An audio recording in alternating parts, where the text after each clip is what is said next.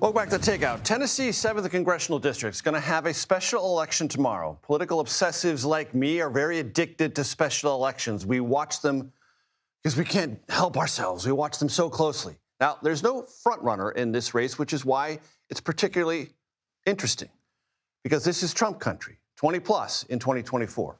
The candidates, Republican Matt Van Epps, Democrat Afton Bain.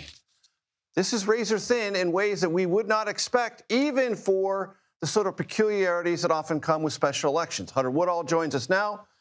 Break down the peculiarities. Major, this is a weird one. And what you think about this district is it's a sprawling district in Tennessee, reliably red like you talked about, but it has a little bit of Nashville in there, and that's what makes the difference. Nashville is likely tending to vote more Democratic, and that has given Democrats a chance here. But also, special elections are just so unpredictable. Low turnout, usually. Low turnout. Obviously, it sounds like the weather's not too great down there for our friends who are covering that race. Right after Thanksgiving, a particularly low turnout probability, and lots of money getting thrown in by both sides, not just Republicans, but Democrats. That's exactly right. The Trump-affiliated MAGA Inc., they kicked in about $1.6 million, according to federal records I was just looking at. House Majority PAC, that's the Dems, around $1 million. So this is significant money that's going into this.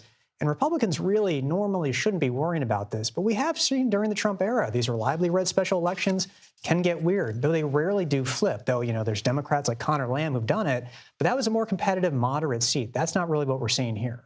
And what are the range of expectations? I don't want to mislead our audience and think, well, Democrats are going to win in this place. They're probably not. I mean, the retiring Republican, Mark Green, won by 22 points, okay? The margins are staggering in favorability for Republicans. But the Speaker of the House, Mike Johnson, had a tele-rally today. President Trump called into that, which means there is some level of concern when Democrats talk about their expectations. What kind of numbers do they use? Right. I mean, you're going to hear a lot about balance of power and all this. And really, it seems like Republicans are in a lose-lose here.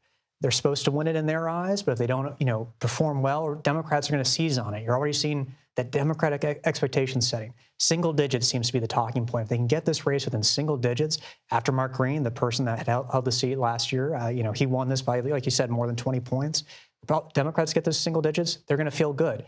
Doesn't seem like they think they're going to win, but obviously they're going to try and project confidence. But anything they do, they're going to try and use to build momentum going into the midterms. And very quickly, Hunter, in a context like this, if you're a Republican on the fence about seeking re-election, meaning you might not, and you see a close outcome in this particular congressional district, that might push you over into the retirement category. That's the thing. I mean, if you're seeing a lot of money, a lot of campaigning going into this, if you're a Republican who's been in a safe district, you're probably going to look at this and go, I don't know how much I want to do this again. How much do I want to do this again? I asked that question myself more than once in any given week. Hunter Woodall, but I digress. Thank you so much.